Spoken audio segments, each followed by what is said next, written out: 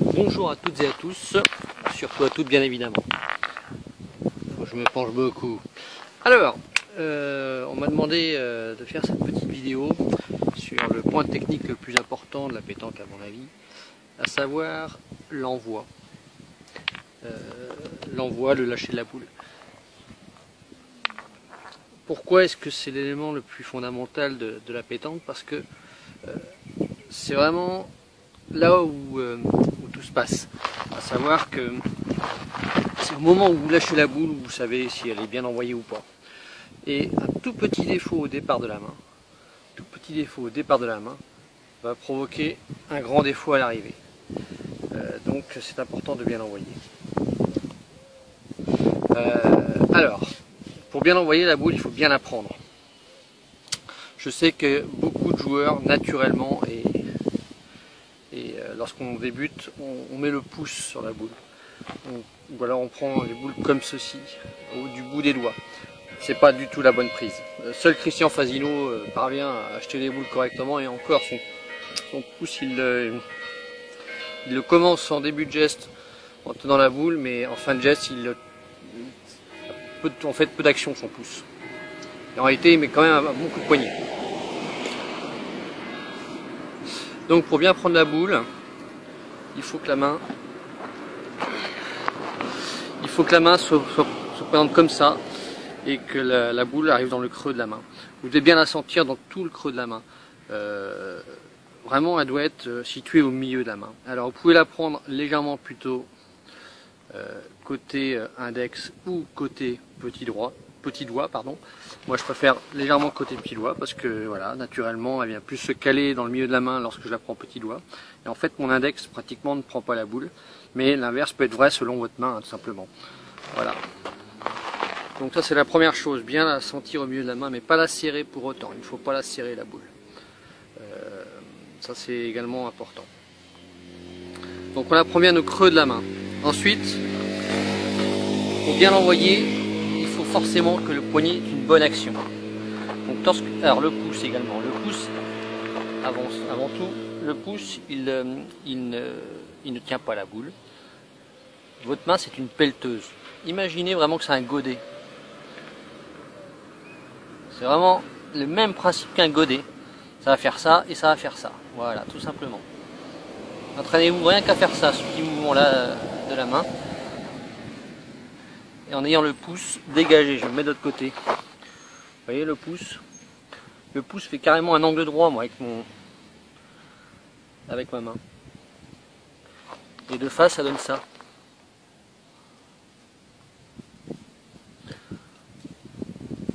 Voilà, alors ce pouce, il doit être libre. Il ne doit pas être contrariant. En fait, il doit se poser naturellement, hein, comme ça. Hein. Enfin, il faut le laisser libre, naturel. Voilà. Et on prend les boules qu'avec les doigts et dans le creux de la main. Ça, c'est une chose. Ensuite, donc, c'est vraiment le système du godet de la pelleteuse. Hein. Ensuite, le mouvement du poignet va être prépondérant. Il aura un intérêt, enfin même deux intérêts. Il va déjà donner de l'effet à la boule, en plus du moment où la boule va quitter la main. Mais le poignet, avec son action d'avant en arrière, va jouer. Alors, n'accentuez pas exagérément ce geste, ça ne sert à rien. Il faut que le geste soit naturel, toujours. Des tireurs au poignet comme Michel Lois, c'est vraiment exclusif à lui. Essayez pas de l'imiter, c'est très dur. Donc, le mouvement du poignet va être celui-ci. Lorsque vous allez démarrer votre geste, votre poignet va être cassé vers l'arrière, et donc la boule est dans l'alignement du bras.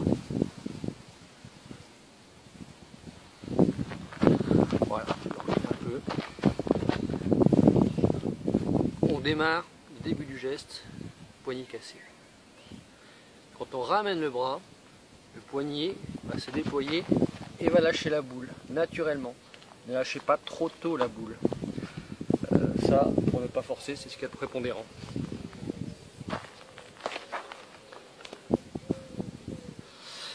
Alors donc on reprend où j'en étais. Donc ce poignet qui se casse à l'aller et qui va se déplier au retour. On va faire comme ça.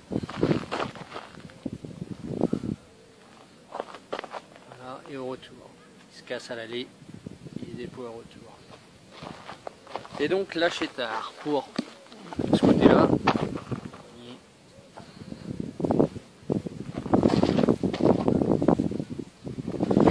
Et donc lâcher tard.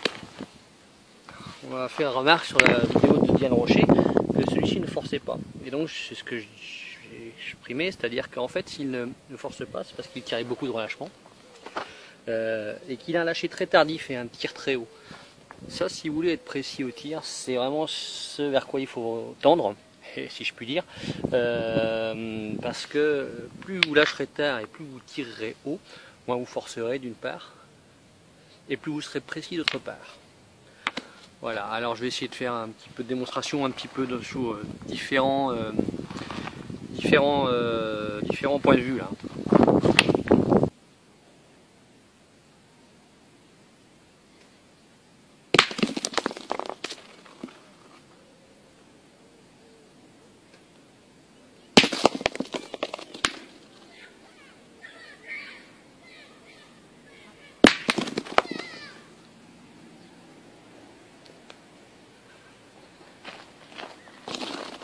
En fait, vous ne devez pas tirer les boules.